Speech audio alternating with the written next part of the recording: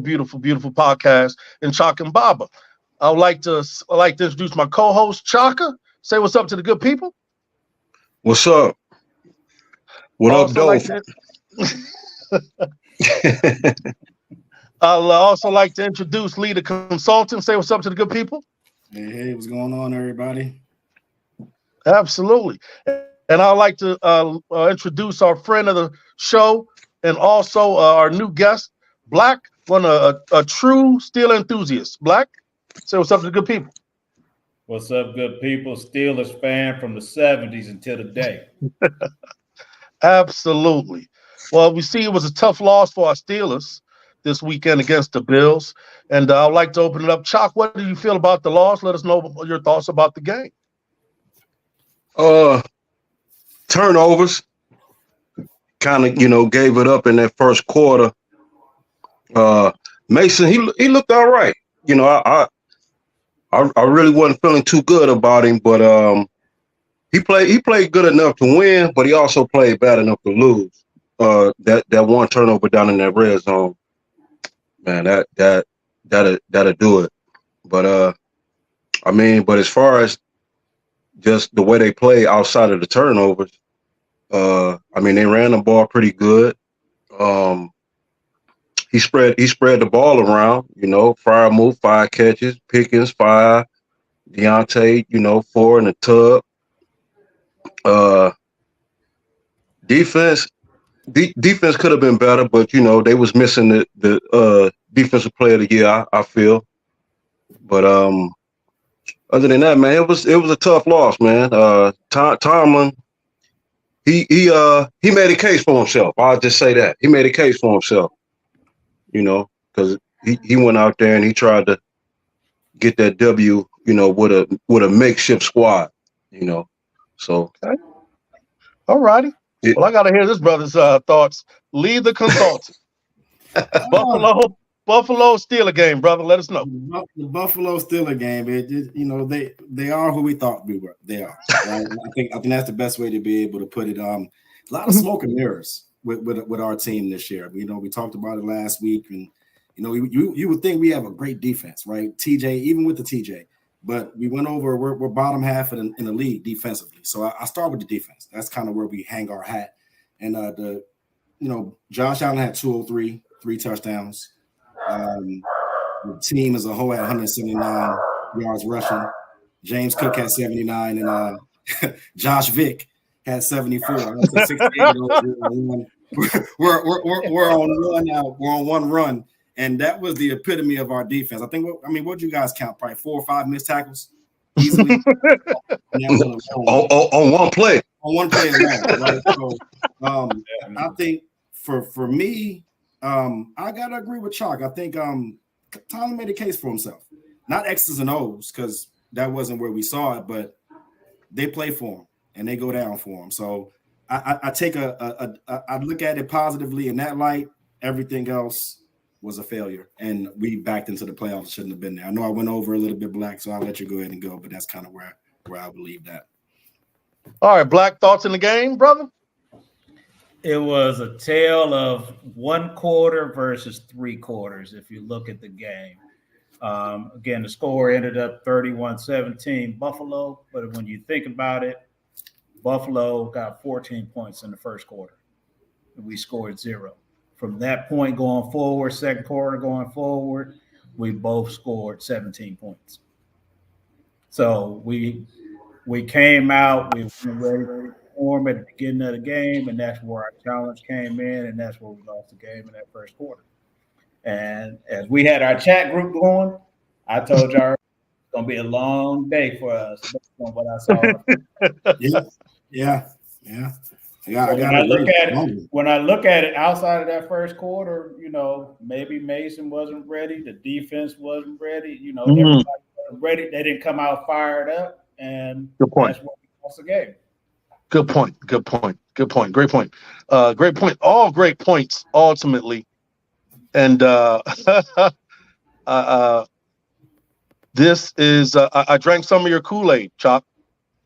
Hey, we got in the playoffs. I had my Rudy for president campaign going. And like Lee said, this is who they are. I'm going to really try to consolidate my thoughts. Tom was a glorified AAU coach in regards to. It is what it is. It is what it is. I mean, it is what it is, and this is why the numbers don't lie. When football really matters, he's atrocious, and you build a team up so when you get into the playoffs, you already have discipline. You already know who you are in identity, right? And I already know how to prep my team against who I play against. And he fails in all those three aspects of it. But in regards to if you want your uncle coaching an AAU team, that's going to let you come to practice late. And if y'all better than that team, y'all blow him out, that's who he is. So my thing is the ownership's in a tough position ultimately. You have strong. He's consistent. That's all. Consistent below our standards. Consistent over NFL standards. Our standards, Lombardi, long playoff runs. I didn't make the rules up, gentlemen. Art Rooney the first did. Art Rooney the second did. Bill Cowher maintained that. So our standards, we are in the 1 percentile of teams that's the expectation. Along with the Patriots, Frisco, Cowboys a little bit. You could throw the Packers in there. There's certain standards, and we're in the upper echelon of that. So I can't, if I'm a Gen X Steeler fan, I can't think, fat big Ben Roethlisberger with a spaghetti arm is the standard. No, the standard is Troy, Bettis, Hines, certain standards, that's the standard. So now that the standard is subpar, mediocre, we get in, it's really hard to swallow. So ultimately, that's how I feel about the game in itself. He is who we thought he is, and disappointing, no adjustments were made. You got to bracket the tight end. We can't stop the run to save our lives. So everybody, basically, we have a lot of issues. Defense is disgusting. It's disgusting. So anyway, let's go ahead. Go ahead, Chop. I mean, okay, just judging off of this game.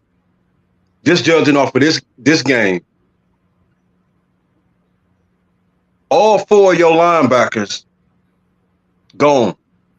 Your starters and your backups. You had to call a guy that was sitting on the couch, running a business, doing whatever he was doing. Miles Jack, you had to call him up. TJ Watt go down. I mean, and then the quarterback situation, which I agree with you. He's a part of that causing that. But just basing off this game alone, I mean, had they won this game, he would get all the praise because of what he was missing on defense. And that's just the way I see it. I mean, they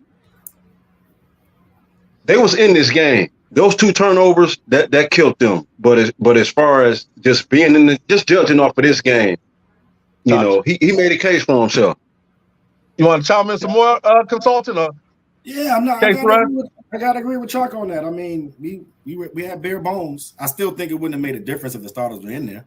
You know what I mean? So I think him being able to get us as far as we did with the skeleton crew at linebacker, with no D tackle, back end horrible, two bad quarterbacks. I mean, I know you say Rudy for Prez, but you know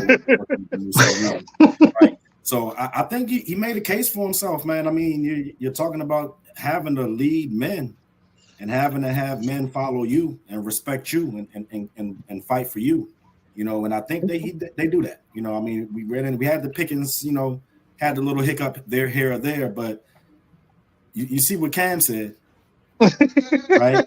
You see everybody came to his defense when he walked off that podium. We laughed. We was like, man up, have the conversation. But when it all else fails, they're there for him. So I got to ride with Chalk with them. I think he showed a lot.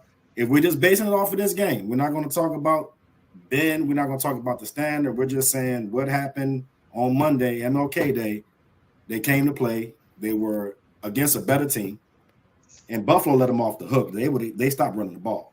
Thankfully they did, but we were in that game, right? So based off of what we did with that, I got to ride with Chuck. I think he did enough. He did enough to come back, and even with the numbers that we put up, I say it was an okay outing that we did. Okay. Well, that's a perfect segue to this question. Chuck, does Tomlin come back? Well, as far as the reports go, he said he coming back. But I ain't gonna lie. If they didn't make the playoffs, I'd have been, on the same page with you. Like, it might be time to, call Washington. See if we can get that pick. But I mean, I ain't mad at him, coming back, but it's definitely got to be some changes made. Personally, I think he should take over that defense. I think he should run the defense that he learned, that he know, that he mastered, which basically he cut his teeth off that Tampa 2. Because that way it's no finger pointing. You can't point the finger at Terrell Austin. They collaborating. It's on you. Okay. But it's definitely got to be some changes made, though. Good point. All righty. Leader consultant. Does he come back? Totally agree. I mean, I think he is coming back. I think he should come back. Honestly, if you still have the love for it, why not? The biggest thing, and I kind of alluded to it earlier, he's a motivator. If there's anything you want in a leader, is to have others want to be able to work for you and work for the team and work for others. Be selfless, right? Be able to do for the team before you do for yourself. And he does that. I mean, I don't think we've ever heard, even Antonio Brown has nothing but good things to say about it. He hates Eric. He hates Tom Brady, and he slept on Tom Brady's couch, right?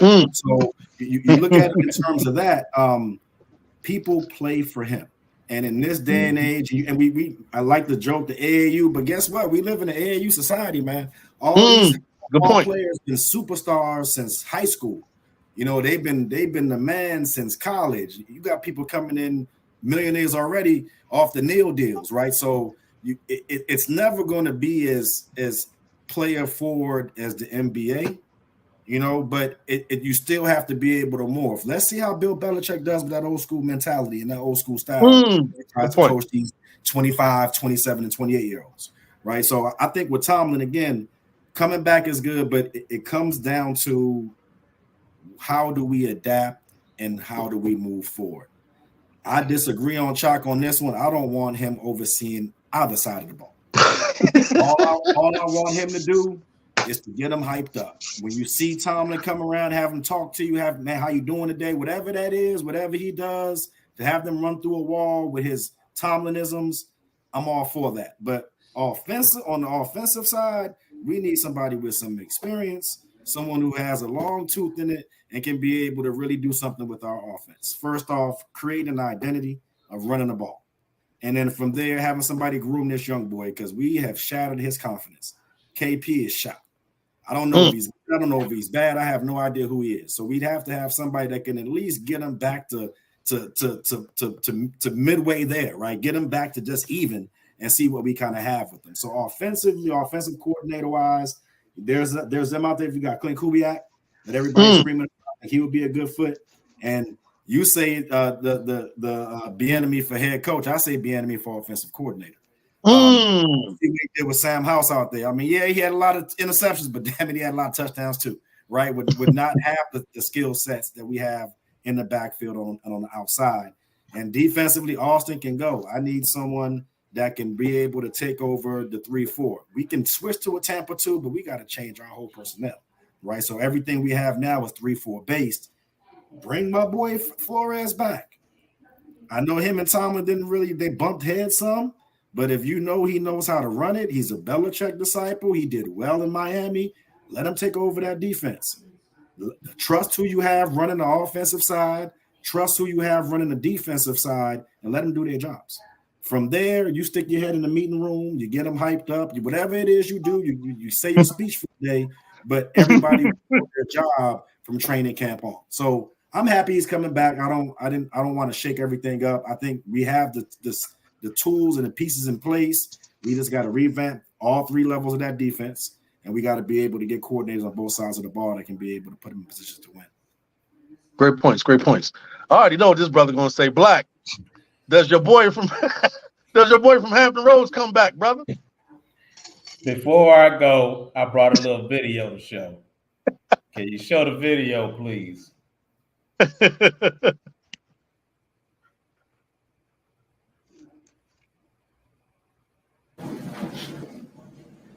Anyone?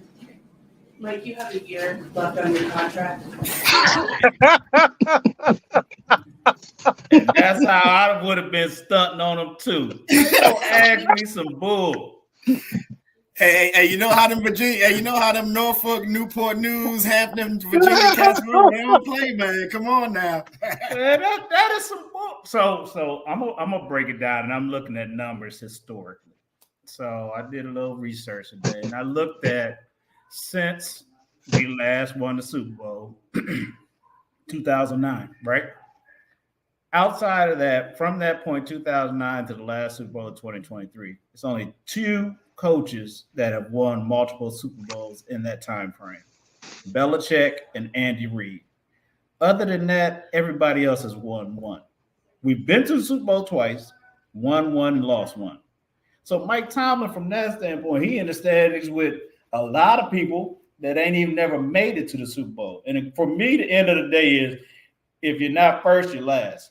So it's only one winner. Anything else, whether I take a long run and lose the Super Bowl, if I lose the Super Bowl, nobody knows who's lost the Super Bowl in 1972. Yep. Great points. So that's not what I'm worried about. Can you get me to a point where I can at least get to the Super Bowl? Now, we've been playing with subpar, mediocre talent because our issue is we make the playoffs and we're stuck in the middle of the draft, and it's hard to find players in the middle of the draft unless we start making moves. And we know ownership isn't really that big about making moves, trying to move up or move down. So I think that's another piece of our challenge. And even when you look at it and you think about, we had a conversation between, Cowher and Tomlin, their records are fairly similar. Both went to 2 Super Bowls, won one, lost one. They've both been to the playoffs 10 times. Cowher has a little better record in the playoff because he has been able to get a little longer run. But at the end of the day, they both got 1 Super Bowl. And that's what you're measured on. And I mean, I like the fact that, he hasn't had a losing record, but that non-losing record has put us in a position where we can't go out and draft. So that's the only thing that I dislike about, having Tomlin in that position, that we haven't been able to go get that generational player. Man, well, all excellent points. All excellent points. All excellent points where, yes, he's coming back. I ultimately think that there needs to be checks and balances put in place for organizational decisions. Offensive coordinator, everybody needs to make that decision. We've seen when we put the keys in his hand to drive the car, he selected Radney Fichtner and Matt Canada. When we decide who the quarterback of this organization is, everybody needs to get in the room, because when we gave him the keys, he said, I don't have a quarterback. I have Mitch Trubisky. I don't have a quarterback. Let's draft KP. So when we decide KP or Mason, put everybody in a room. There's a committee. And I think that committee already existed because somebody in that committee said enough is enough. Mike, we need to save you from yourself. Canada has to go. And when they saw the results of having a committee and taking organizational decisions from Tomlin, that opened their eyes. I'm not saying they're going to be like Jerry Jones, but there'll be a few levels below that where, no, all your decisions, the committee needs to approve now. If that is in place, he could stay. And he makes the right moves, and we'll discuss that in the next question. I think we're in good position. At the end of the day, the season taught us lessons. What we need to do from an offensive perspective, what we need to do from a defensive perspective, where do we need to go, but more importantly, who makes organizational decisions now? It's top down. All right. Which is a beautiful, beautiful segue. Chalk, what are your expectations for next football year, 2024? Okay, my thing, let me ask y'all this. What do y'all think they should do about the quarterback position? Because sorry. I mean, looking at it right now, I have no clue. All right. I have no clue. Let's go around the horn with it. Let's go around the horn with it. Leader consultant. What should they do with the quarterback? The decision's going to be made for us. Rudy going to go get some money from somebody else, so that's going to kind of answer that for us. But if it were to be between the both of them, I would go with the kid. I would go with KP. We've seen these backup. We've seen Gardner Minshew's. We've seen heck, even Dobbs this year. They're good for about 4, maybe 5, but then when you have to go do it for a whole season, you're a backup for a reason. Right, and he gave us a good sample size, and good for him. Go get your money, but if it was up to me, I would go with the kid. I don't know what we have in him. He hasn't been coached. He hasn't had a scheme. He's been thrown to the wolves since day one. He got beat to death these last 2 years, right? So I want to see what we got in him. He's a first round pick, so I would hate to just let a first round pick go and relegate him to Rudy status, who was a second round pick that sat the bench and didn't do anything. So I would want to be able to see what we can do with them, give them this year, and then from there be able to see how we can produce, how we can be able to progress. But regardless of quarterback, running game, offensive line, solid defense, you can plug anybody in there and be solid. And then, but to be able to win the Super Bowl, to your point, the standard, you need an actually good quarterback, and I don't think Rudy's that quarterback. I would go with KP. Okay. Black? I'm figuring out how I can trade up and get one of those top 3 quarterbacks. KP is on a rookie contract, so it's not a lot of money. So we can eat that, and if we can find somebody that's a much better quarterback, then that's what we do. We need. I mean, we've had 2 franchise quarterbacks, right? Bradshaw and Big Ben. We need to find somebody else. And the rest we can work around the rest of that. I mean, who knew that CJ Stroud was going to be what he is? But I wouldn't have taken Bryce Young, just from a size standpoint. So, can we find somebody? I don't know that there are any backups in the league right now, or any starting quarterbacks in the league that I would really want to pick up without trying another rookie. So that would be my thought. Mason ain't been the guy. He's been on the team since 2018 and has never been able to break into the position where he was going to be the guy. Otherwise, we would have never picked up Kenny. So it's time for him to go. I 100% agree with that one, Baba. but I love that point, Black. But it's like we so far down, we're not trading Tomlin for that top pick. We're going to be kind of stuck in purgatory for a while, right? Yeah, so, no. I mean, I agree with what you're. I mean, I don't think that that's going to happen. We're going to be stuck with Kenny, so we will need to find someone who can, utilize his talents or whatever. Because he's had some shining points throughout the season, but really, like you said, I don't think it's really him. It's more he doesn't always get the time to be able to sit back there and make the throws. When they know that you're going to dink and dunk 5 yards, you got 8, 9 men up there on you. So if you can't make, and you're not throwing it to Pickens. I mean, Pickens is like a young AB. Like, get the ball near me, I'm gonna go grab it, and I don't have the time to even get the ball near you. So that's where I see the challenge. Yeah. Okay. Well, it starts organizational down, first and foremost. We got to know who is going to be the offensive coordinator, okay? The owners need to know what's our identity. Okay, we don't know what we have. Do we need to build on what's good on offense? What's good on offense? Our run game. Hello.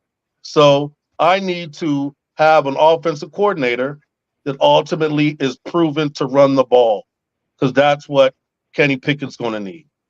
Now, when we have a good run game and we have an offensive coordinator that we hired that has NFL experience, he has an NFL eye, he's going to let us know probably by week 7, 8, can we win with this kid? So my expectations are starting from the top down. I'm not going to point at anybody on this team till I know the organization could identify an offensive coordinator that lets us know who we are. Once we've done that, then, like I've said even early on in the first episodes, then I can start grading everybody from my quarterback to my running back to my left tackle. I have a competent leader leading this group of men. Now I can evaluate. All right. So all excellent points on that end. So, but ultimately, this has been an awesome show. And we are always. B said trade for Justin Fields. Hey, who said that? Nutty? B. Yeah. B said that. Yeah, he put it in the What? chat. That ain't bad though. Nah, that ain't bad. I wouldn't be mad at that. You want to know what? We're going to tail it out to the next show because I have an expert. I have an expert in the producer of this channel that'll break down all the negatives of Justin Fields. So we're going to do that on next show. We already got the next show when Mr. Muhammad is back. I can counter everything he gonna say bad. Oh, I can't wait. Like Bart Scott voice. I can't wait. Nutty will chew you up. Okay. Well, Trubisky 2.0. Is that what he say? What you say? Trubisky 2.0. Yes. Blasphemous to compare him to Trubisky. Now, as a Buckeye fan, that hurts me. Hey, ladies and gentlemen, thanks for joining us in Chaka and Baba. Please tune in. It's going down. Mr. Muhammad is back, and he's going to tell all Steeler fans that think we should get a trade for Justin Fields why that is a bad move. Thank you, ladies and gentlemen. We see you on the next Chaka and Baba. Peace out. All right.